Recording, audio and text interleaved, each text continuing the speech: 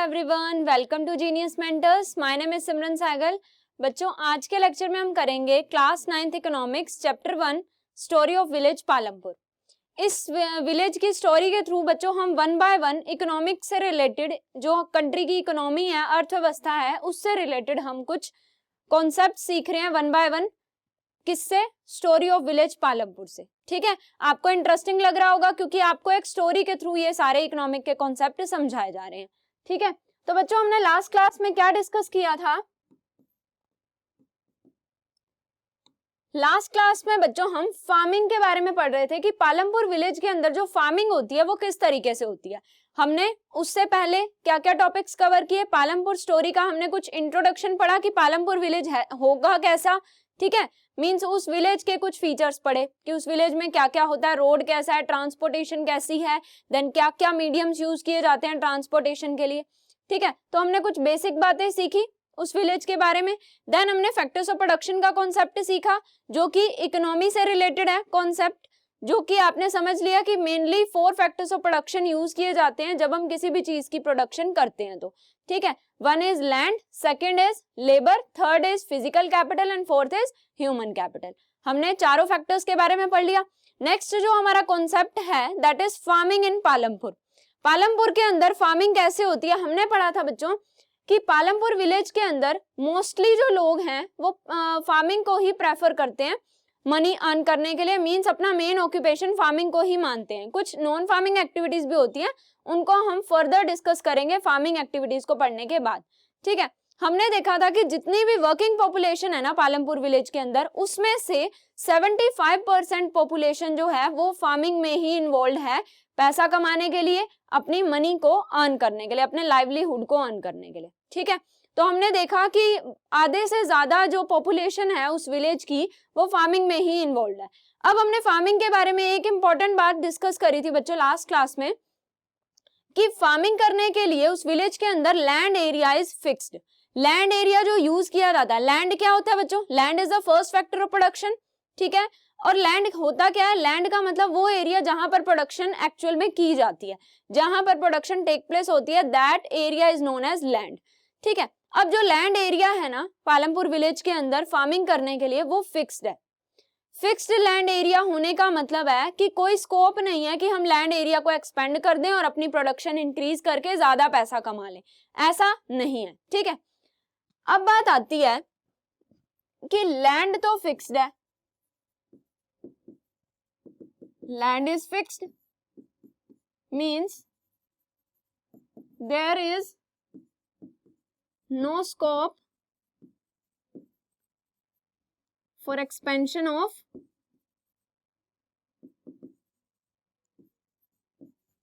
land area under cultivation। हमने पढ़ा था बच्चों कि जो लैंड एरिया अंडर कल्टीवेशन है ना वो 1960 से इतना ही चला आ रहा है। मींस लैंड का जो एरिया है वो मैंने आपको कैलकुलेट करना भी सिखाया था कि लैंड एरिया आप कैसे कैलकुलेट करते हो।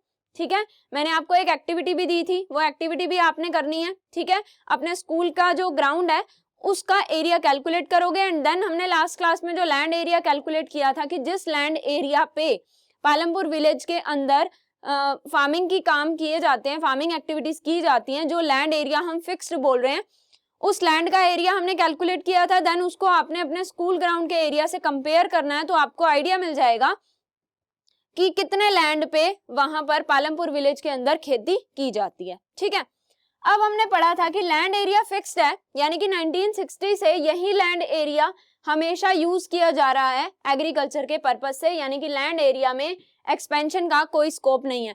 जस्ट ये है कि कुछ वेस्ट लैंड्स थे, आइडल लैंड्स थे, उनको हमने एरिया अंडर कल्टीवेशन में इंक्लूड कर लिया, बस इतना ही इंक्रीज किया, उसके बाद कोई फर्दर एक्सपेंशन नहीं हुई लैंड एरिया अंडर कल्टीवेशन में। ठीक है, अब बात आती है हमारा जो सेकंड टॉपिक है बच्चों। फर्स्ट टॉपिक हमने पढ़ लिया था लैंड इज फिक्स्ड।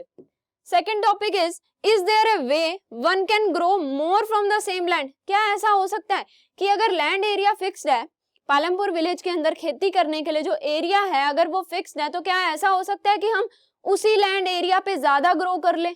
ऐसा हो सकता है? यस ऐसा हो सकता है बच्चों। आप इसी टॉपिक के अंदर आगे सीखोगे कि हम मल्टीपल क्रॉपिंग का एक कॉन्सेप्ट यूज करते हैं। मल्टीपल क्रॉपिंग से हम क्या करते हैं, लिमिटेड जो हमारा लैंड एरिया है, जो फिक्स्ड लैंड एरिया है, उसके अंदर हम अलग अलग टाइप की क्रॉप उगाते हैं, जिससे हमारी जो प्रोडक्शन है वो इंक्रीज हो जाती है। ठीक है, तो देखो बच्चों इस टॉपिक को हम पढ़ते हैं, इससे आपको वन बाय वन समझ आएगा कि किस तरीके से हम लिमिटेड फिक्स्ड लैंड एरिया से हम ज्यादा ग्रो कैसे कर सकते हैं। ठीक है, क्योंकि लैंड एरिया को बढ़ा नहीं सकते तो उसी एरिया पे ज्यादा तो ग्रो कर सकते हैं। ठीक है, अब उसी एरिया पे ज्यादा ग्रो करने के दो मेथड्स आप पढ़ोगे, one is multiple cropping and then second आप पढ़ोगे मॉडर्न फार्मिंग मेथड्स। ठीक है, वो हम आगे डिस्कस करते हैं, पहले हम इसको वन बाय वन पढ़ लेते हैं। In the kind of crops grown and facilities available, Palampur would resemble a village of western part of the state of united state of Uttar Pradesh. Uttar Pradesh के स्टेट में, उत्तर प्रदेश के स्टेट का जो वेस्टर्न पार्ट है ना बच्चों, पालमपुर उसी टाइप का है।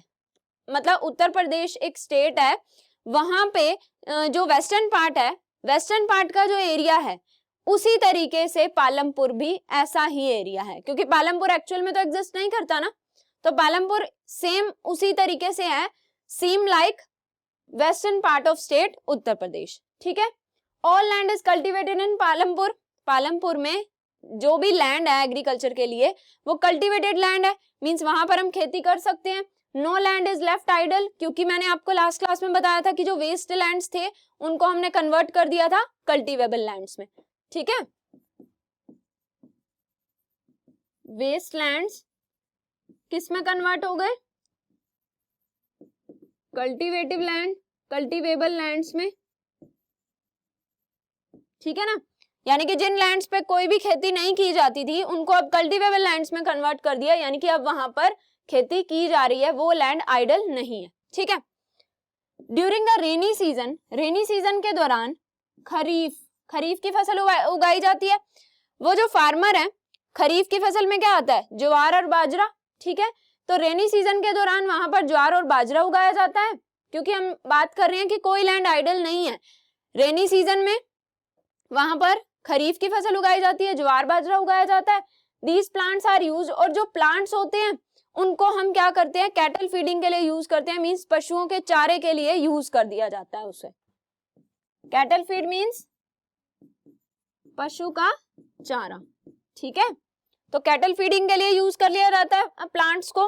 It is followed by cultivation of potato. Then हम पहले हम रेनी सीजन में ज्वार बाजरा उगाते हैं, खरीफ की फसल उगाते हैं, एंड देन हम क्या करते हैं, ज्वार बाजरा जब उग जाता है उसके बाद हम पोटैटो को उगाते हैं बिटवीन अक्टूबर एंड दिसंबर, यानी कि अगस्त सितंबर के मंथ में हम ज्वार बाजरा उगाते हैं रेनी सीजन में, एंड देन अक्टूबर एंड दिसंबर में हम पोटैटो की जो कल्टीवेशन होते हैं पोटैटो को उगाते हैं। ठीक है, उस लैंड एरिया पे, यानी कि ये क्या रिप्रेजेंट कर रहा है कि लैंड एरिया जो हमें मिला हुआ है वो आइडल नहीं पड़ा रहता। रेनी सीजन में अलग फसल उगाई जाती है, एंड देन जो आगे रेनी सीजन में ये जब हम फसल उगा लेते हैं उसके बाद क्या किया जाता है, अक्टूबर एंड दिसंबर में पोटैटो की कल्टीवेशन की जाती है। ठीक है, आगे पढ़ते हैं। इन द विंटर सीजन, अब विंटर सीजन में क्या होता है, रबी की फसल उगाई जाती है। ठीक है, विंटर सीजन में आपने पढ़ा है ना बच्चों, प्रीवियस क्लासेस में आपने पढ़ा है, विंटर सीजन में रबी की फसल उगाई जाती है।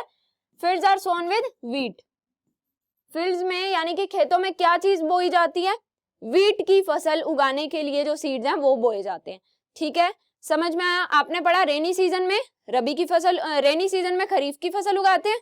ठीक है, एंड देन उसके बाद अक्टूबर से दिसंबर में पोटैटो का, एंड देन बच्चों विंटर सीजन में, यानी कि विंटर सीजन जब होता है तब रबी की फसल उगाई जाती है जो कि क्या है, व्हीट है। ठीक है, गेहूं उगाया जाता है। अब जो व्हीट प्रोड्यूस होगा, फार्मर उसमें से enough wheat for the families consumption, उसमें से फैमिली के कंजम्पशन के लिए जितना भी व्हीट चाहिए होता है वो अलग कर लिया जाता है, एंड देन जो सरप्लस व्हीट होता है उसको मार्केट में सेल कर दिया जाता है। किसके मार्केट में, रायगंज के मार्केट में। अब रायगंज क्या है, जल्दी से रिमाइंड करो बच्चों, रायगंज क्या है, आपने पढ़ा था जब मैंने आपको फर्स्ट लेक्चर में पालमपुर विलेज की स्टोरी बताई, तो स्टार्टिंग में ही हमने पढ़ा था कि पालमपुर विलेज के साथ एक विलेज कनेक्ट होता है, एक बिग विलेज जो कि 3 किलोमीटर अवे है पालमपुर से, 3 किलोमीटर अवे है, 3 किलोमीटर दूर है पालमपुर से रायगंज, और रायगंज है क्या, बिग विलेज। पढ़ा था ना बच्चों आपने स्टार्टिंग में ही। तो क्या होता है बच्चों, हमने देखा कि पहले हमने ज्वार बाजरा उगाया, देन हमने पोटैटो की कल्टीवेशन करी, देन हमने वीट उगाई। तो इससे क्या रिप्रेजेंट हो रहा है कि जो लैंड एरिया है हमारा, अंडर कल्टीवेशन जो लैंड एरिया है वो कभी भी आइडल नहीं पड़ा रहता, हमेशा उस पर कुछ ना कुछ उगाया जाता है। अब वीट जो हमने उगाई मींस जो गेहूं उगाया, उसमें से जितना भी फैमिली के कंजम्पशन के लिए रिक्वायर्ड है वो हम अलग कर लेते हैं, और जो रिमेनिंग होता है, जो सरप्लस बचता है, वो हम रायगंज के मार्केट में सेल कर देते हैं। ठीक है। A part of the land area is also devoted to sugarcane. अब कुछ एरिया पे, उस लैंड के कुछ एरिया पे शुगर केन भी उगाया जाता है, मींस गन्ने की खेती भी की जाती है। ठीक है। शुगर केन क्या होता है, गन्ना जिससे हम शुगर बनाते हैं। तो लैंड एरिया का कुछ पार्ट शुगर केन को भी दिया जाता है, यानी कि शुगर केन भी उगाया जाता है, which is harvested once every year, जो कि साल में एक बार जिसकी फसल काटी जाती है। हार्वेस्टिंग मींस कटाई। ठीक है। तो लैंड एरिया के कुछ पार्ट में शुगर केन भी उगाया जाता है, और शुगर केन जब हम उगाते हैं, शुगर केन की जो फसल होती है उसमें उस फसल को साल में एक बार ही काटा जाता है। ठीक है। Sugar cane in its raw form और as jaggery is sold to the traders in Shahpur. अब शाहपुर भी आपने पढ़ा था बच्चों, स्टार्टिंग में हमने रायगंज और शाहपुर दो जगह के बारे में पढ़ा था। हमने पढ़ा था कि एक रोड है जो कि पालमपुर विलेज को रायगंज और शाहपुर से कनेक्ट करती है। ठीक है। तो अब बात आती है कि जो हम शुगर केन की हमने फसल उगाई, गन्ने की फसल उगाई, जो कि साल में एक बार काटी जाती है, गन्ने की फसल उगाई, तो जो भी फसल है या तो हम सीधा रॉ फॉर्म में उसको शाहपुर के मार्केट में सेल कर देंगे, और या फिर उसको हम गुड़ में कन्वर्ट करके, मींस उससे गुड़ बनाएंगे एंड देन वो गुड़ शाहपुर के मार्केट में सेल करेंगे। कुछ भी आप किसी भी तरीके से ले सकते हो कि या तो रॉ फॉर्म में सेल कर दिया जाता है, और या फिर उसको उससे जैगरी बनाकर एंड देन शाहपुर के मार्केट में बेचा जाता है। ठीक है। आपको समझ में आ रहा है, वन बाय वन सारी स्टोरी समझ रहे हो आप, किस तरीके से वहां पर फार्मिंग की जाती है। अब हम वन बाय वन ये भी सीखेंगे कि लिमिटेड एरिया ऑफ लैंड पे हम मल्टीपल क्रॉपिंग कैसे कर सकते हैं। ठीक है। इतना आपको समझ में आ गया। ज्वार बाजरा उगाया पहले हमने किस सीजन में, रेनी सीजन में, सॉरी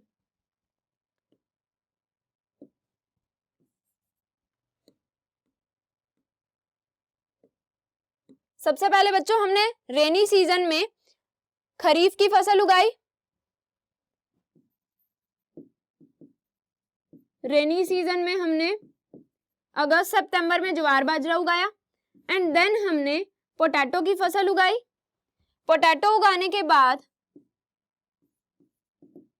अक्टूबर से दिसंबर में हमने पोटैटो उगाया, देन हमने वीट की फसल उगाई, गेहूं उगाया, एंड देन हमने क्या किया बच्चों, शुगर केन। शुगर केन जो साल में एक बार ही इसकी फसल काटी जाती है, ये चीज की हमने कल्टीवेशन करी। ठीक है। तो आपने देखा अलग अलग चीजों को हमने कल्टीवेट किया उस पर्टिकुलर फिक्स्ड लैंड एरिया पे, यानी कि लैंड एरिया जो है वो पूरी तरीके से कल्टीवेटेड है, वो कभी भी आइडल नहीं होता। ठीक है। अब बात आती है मेन रीजन क्या है कि फार्मर्स जो हैं, आपने कितने टाइप की फसल देखी बच्चों, हमने 4 टाइप की फसल डिस्कस करी कि एक साल में ये 4 टाइप की फसल उगाई जाती है उस फिक्स्ड लैंड एरिया पे। तो यानी कि फार्मर ये कैसे कर पाते हैं, उनके पास फिक्स्ड लैंड एरिया है तो वो इतनी सारी फसल एक ही लैंड एरिया पे कैसे उगा पाते हैं।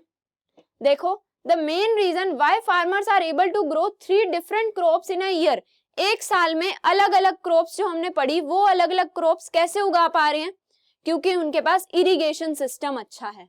ठीक है। In Palampur is due to the well developed system of irrigation.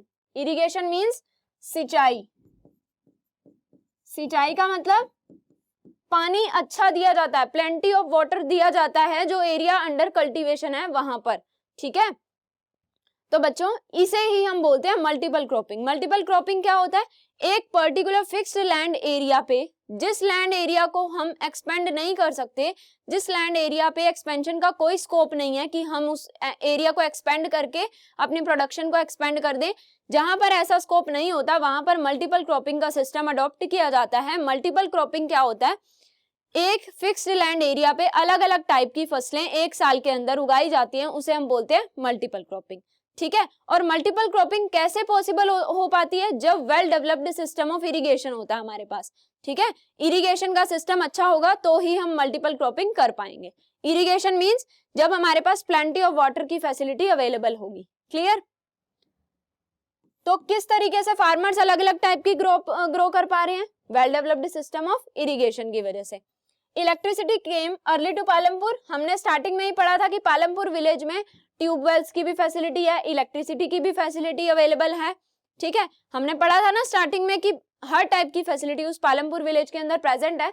तो electricity came early to Palampur, its major impact was to transform the system of irrigation. Electricity क्योंकि प्रॉपर टाइम पे आती है, तो इलेक्ट्रिसिटी की वजह से इरिगेशन की प्रॉपर वेल डेवलप्ड सिस्टम वहां पर अवेलेबल है। ठीक है, वहां पर ट्यूबवेल्स चलते हैं, इलेक्ट्रिसिटी पूरी अवेलेबल है, ट्यूबवेल्स बहुत बड़े बड़े वहां पर बने हुए हैं, जिसकी वजह से खेतों में पानी प्रॉपर टाइम पे जाता है, प्लेंटी ऑफ वाटर की फैसिलिटी अवेलेबल है, जिसकी वजह से मल्टीपल क्रॉपिंग कर पाते हैं किसान।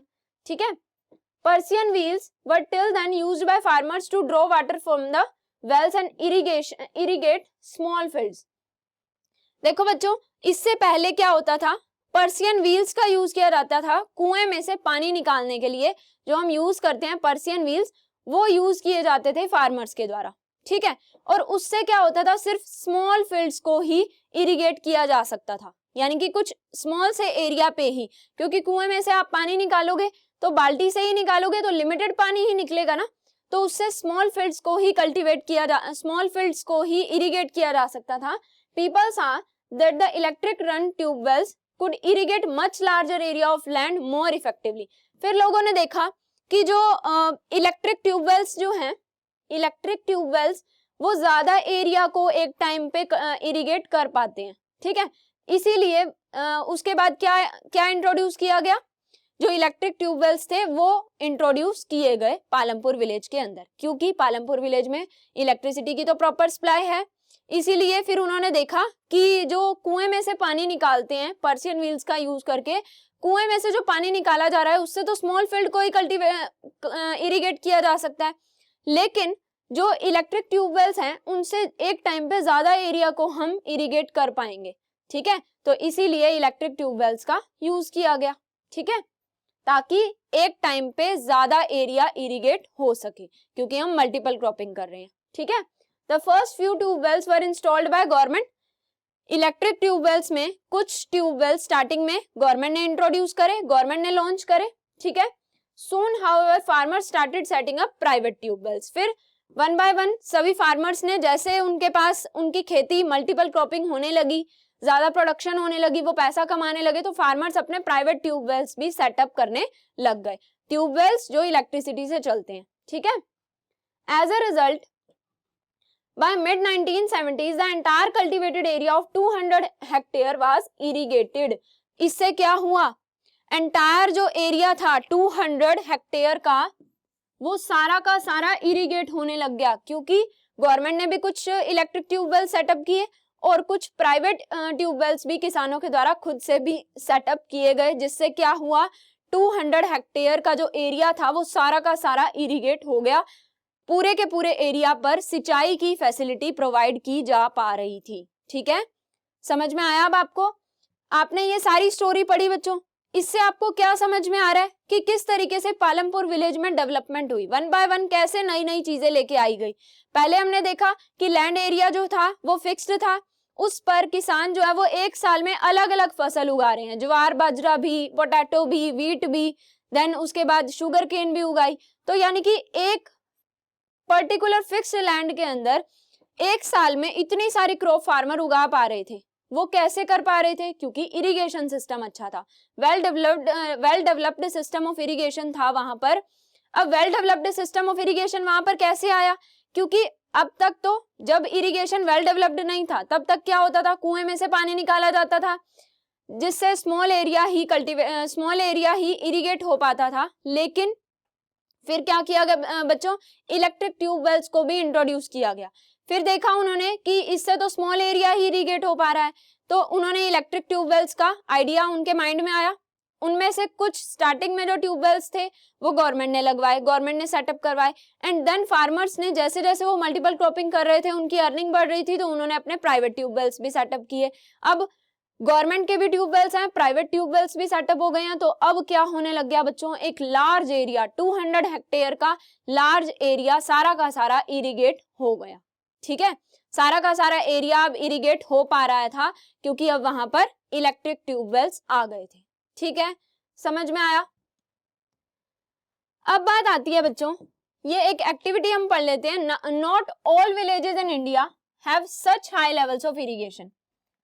हमने पढ़ा कि पालमपुर विलेज के अंदर किस तरीके से वेल डेवलप्ड सिस्टम आ गया था इरिगेशन का, लेकिन वो कह रहा है कि इंडिया में सारे विलेजेस में, इंडिया में हर विलेज में जरूरी नहीं है कि इतना हाई लेवल का इरिगेशन अवेलेबल हो, हाई लेवल की इरिगेशन फैसिलिटीज हर विलेज में अवेलेबल हो, ये जरूरी नहीं है। मतलब ऐसा नहीं है कि जैसे पालमपुर विलेज में इलेक्ट्रिक ट्यूबवेल्स इतने सारे आ गए, जरूरी नहीं है कि हर विलेज में भी ये हों, मीन्स हर विलेज में ये फैसिलिटी अवेलेबल नहीं है। Apart from the riverine plains, coastal regions in our country are well irrigated.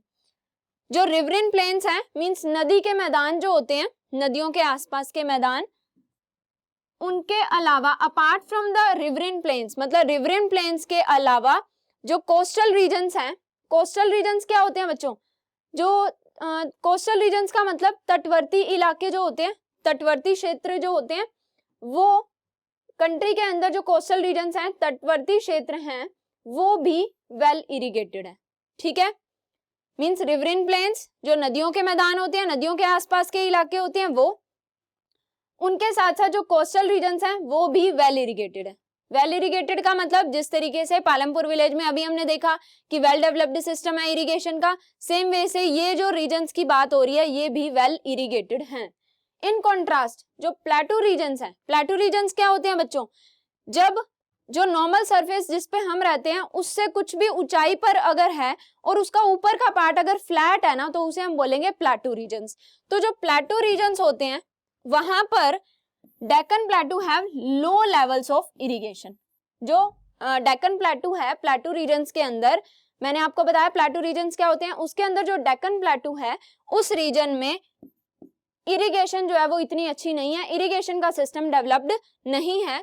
Of the total cultivated area in the country a little less than 40% is irrigated even today. उसमें से 40% ही irrigate हो पा रहा है, यानी कि 40% से भी आप कम लेकर चलो कि पूरी कंट्री में जितना भी एरिया है उसमें से total cultivated area in the country, country के अंदर जितने भी एरिया पे कल्टीवेशन होती है, यानी कि जितने भी एरिया पे खेती की जाती है, उसमें से, उस टोटल एरिया में से 40 से भी कम % एरिया जो है वो इरिगेटेड है। यानी कि बहुत कम एरिया है जहां पर इरिगेशन का प्रॉपर डेवलप्ड सिस्टम है। ठीक है, पालमपुर विलेज में तो हमने पढ़ा कि वहां पर डेवलप्ड सिस्टम इंट्रोड्यूस कर दिया गया था इरिगेशन का। देन हमने कोस्टल और रिवरेंट प्लेन्स की भी बात करी, वहां पर भी जो इरिगेशन की अच्छी फैसिलिटीज हैं, लेकिन जो प्लेटू रीजन्स हैं वहां पर इरिगेशन की प्रॉपर फैसिलिटीज अवेलेबल नहीं है। फिर हमने बात करी कि पूरी कंट्री के अंदर जितना कल्टीवेटेड एरिया है उसमें से 40% से भी कम एरिया ऐसा है जो कि इरिगेटेड है प्रॉपर तरीके से। ठीक है, इन द रिमेनिंग एरिया, और जो रिमेनिंग एरिया है 40% से, हमने देखा 40% से कम एरिया इरिगेटेड है, तो जो रिमेनिंग एरिया है कल्टीवेटेड एरिया, वहां पर इरिगेशन की फैसिलिटी कैसे लाई जाती है, वहां पर जो इरिगेशन है वो किससे की जाती है, रेन के थ्रू। ठीक है, in the remaining areas farming is largely depended on rainfall. ठीक है, वहां पर जो इरिगेशन है, इरिगेशन का जो सिस्टम है वो टोटली रेनफॉल पे ही डिपेंड है। ठीक है, तो आपने समझा बच्चों किस तरीके से हम कह सकते हैं कि पालमपुर विलेज जो है वो डेवलप्ड है, क्योंकि पालमपुर विलेज के अंदर इलेक्ट्रिसिटी भी प्रॉपर, इलेक्ट्रिसिटी सप्लाई भी प्रॉपर अवेलेबल है। इलेक्ट्रिसिटी सप्लाई की वजह से वहां पर ट्यूबवेल्स चल पाते हैं, ट्यूबवेल्स की वजह से वहां पर इरिगेशन फैसिलिटी अच्छी है, इरिगेशन अच्छा होने की वजह से वहां पर फार्मर्स, भले ही उनका लैंड एरिया फिक्स्ड है, लेकिन वहां पर फार्मर्स मल्टीपल क्रॉपिंग करके, ज्यादा प्रोडक्शन करके ज्यादा पैसा अर्न कर पाते हैं। ठीक है, आपने देखा कि इंडिया में बहुत सारे एरियाज ऐसे हैं जहां पर इरिगेशन फैसिलिटी अवेलेबल नहीं है। सिर्फ 40 से भी आप कम लेके चल सकते हो, लेस देन 40% एरिया पे ही इरिगेशन फैसिलिटीज अवेलेबल हैं। बाकी जो रिमेनिंग कल्टीवेटेड एरियाज हैं वो तो टोटली डिपेंड करते हैं रेनफॉल के ऊपर for the purpose of irrigation. ठीक है, समझ में आया बच्चों आपको ये? नेक्स्ट देखो, अब हम मल्टीपल क्रॉपिंग की बात करते हैं।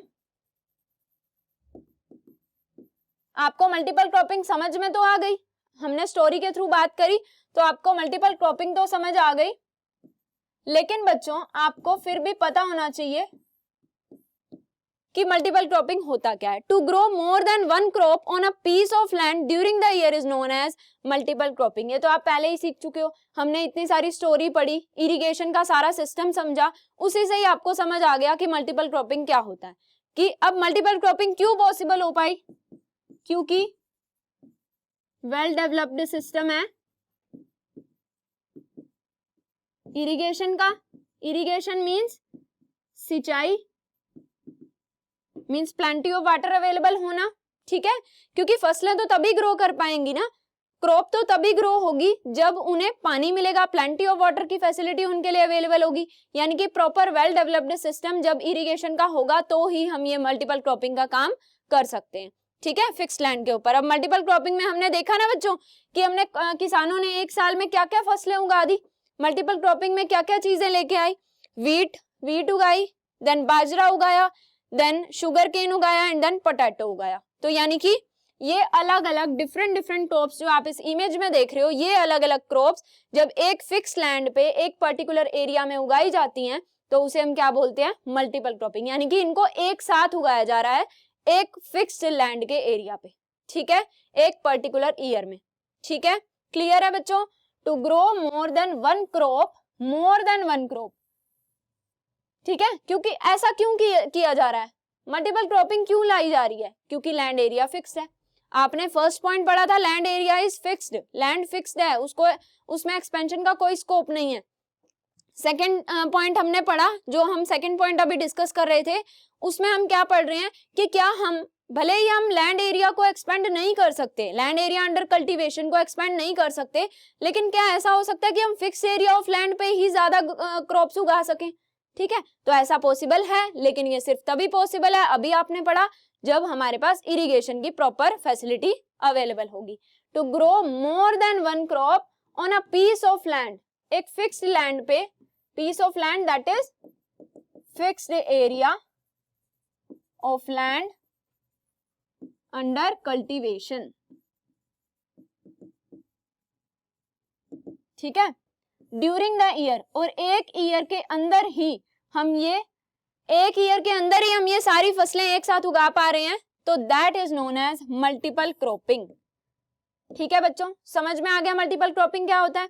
अब जो किसान है वो फिक्स लैंड पे ही ज्यादा क्रॉप उगाने के लिए फर्स्ट चीज आपने पढ़ ली कि मल्टीपल क्रॉपिंग को अडॉप्ट करते हैं। सेकंड, अब आप पढ़ोगे कि मॉडर्न टेक्निक्स का यूज किया जाता है, वो क्या क्या टेक्निक्स होती हैं जिससे फार्मर्स जो हैं वो लिमिटेड एरिया पे ही मैक्सिमम क्रॉप ग्रो कर सकते हैं। देखो, it is the most common way of increasing production on a given piece of land. ये जो आप अभी आप मल्टीपल क्रॉपिंग का एक कॉन्सेप्ट पढ़ रहे हो, आगे हम पढ़ेंगे मॉडर्न फार्मिंग मेथड्स के बारे में। ठीक है, तो ये दो अलग अलग मेथड्स किसानों के द्वारा अडॉप्ट किए जाते हैं, क्योंकि उनके पास और कोई ऑप्शन नहीं है ज्यादा प्रोडक्शन करने का और ज्यादा अर्न करने का। ठीक है, तो जो आपने मल्टीपल क्रॉपिंग पढ़ा, ये क्या है? मोस्ट कॉमन वे है of increasing production on a given piece of land. एक फिक्स्ड लैंड पे,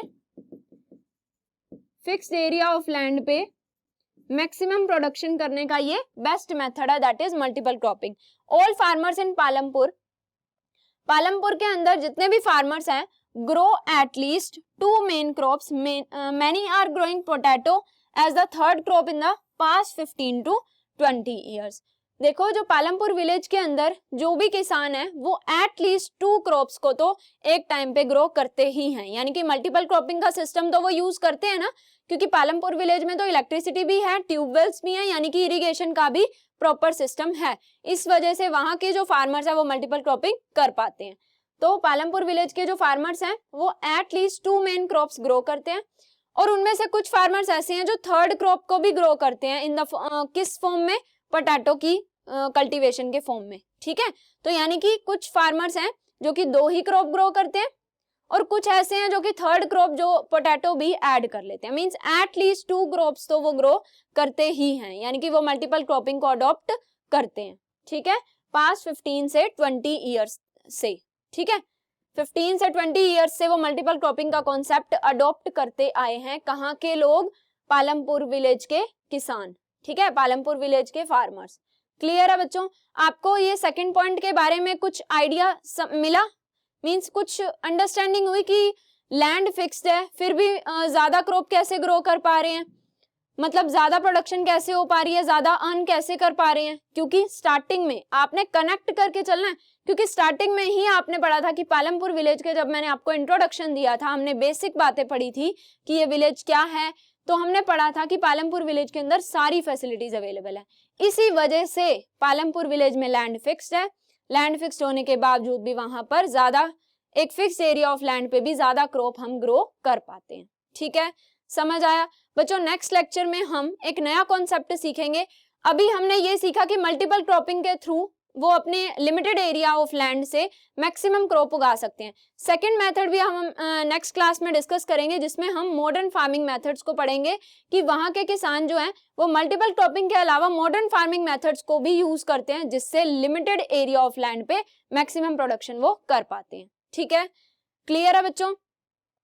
तो आई होप आपको आज का समझ आया होगा। मिलते हैं नेक्स्ट लेक्चर में, तब तक के लिए goodbye. Thank you so much for today's class.